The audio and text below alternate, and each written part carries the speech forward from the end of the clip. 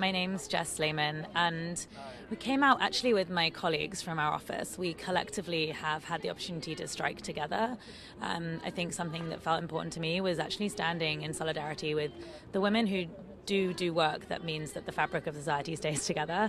And I think they mentioned it here before, but all the unpaid work that goes into contributing to wealth for this society and all societies across the world. This International Women's Day is the first one after Donald Trump's inauguration. What are your thoughts about his presidency so far as a woman? I feel like the first thought was of being terrified and angry, really angry that women are still having to fight for fundamental rights to own their own body, and that any one other person should claim that they have ownership over that or have the right to determine what's right for you, because we are self-actualized beings, right? We're also humans, so we should have the chance to be treated as such. I think then it's turned into a kind of desire to be active and to channel those feelings and thoughts into something that's productive, and also to be very sensitive. You know, I know that I have certain privileges, and that's not the same for everyone. My name is Imania Hia, and I am a pharmacy student from LIU, Long Island University in Brooklyn. Well, obviously I'm a woman, and particularly I'm a Muslim woman, and I'm very proud of that, and I'm here to support all women. As a Muslim New Yorker and soon-to-be working women, I feel like we're underprivileged in a lot of areas in society, and we're not appreciated enough. And we're speaking just days after Donald Trump announced his second version of his travel ban, what many are calling a Muslim travel ban. Your response to this new travel ban? Just like it came down the first time, it'll come down the second time. That's what I have to say about it. I mean, people are resisting. We're going to continue resisting. Resisting works, so that's what we're going to do.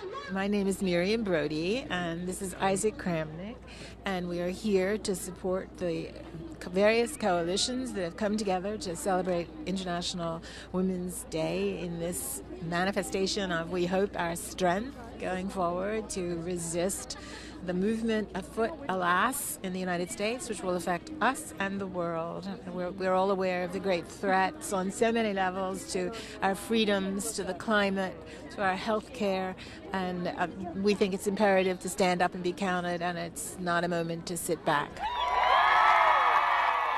My name is Jimena Málaga Sabogal. I'm from Peru, and my sign says Vivas nos queremos, ni una menos. This was the slogan of a big campaign that started last year in Latin America because of hola, how do you say hola? Because of a wave of feminicides and crimes against women that were sadly pretty much availed by the states that didn't do anything to fight them.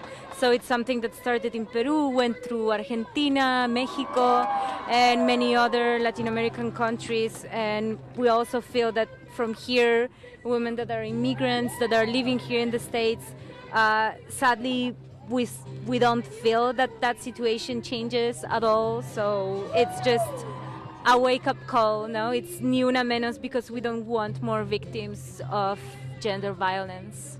And can you describe for our radio audience what you're doing here, lying down in Washington Square Park? Yes, of course. This action is called La Alfombra Roja, which means the red carpet.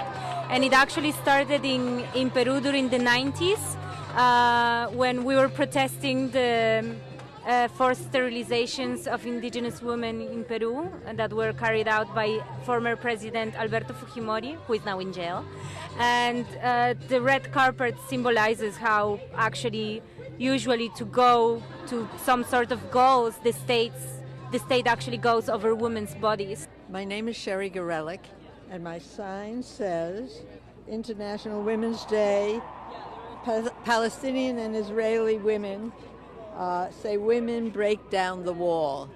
And that's a theme that comes from Palestinian and Israeli women in Palestine. I'm Jewish, and it's very important to me to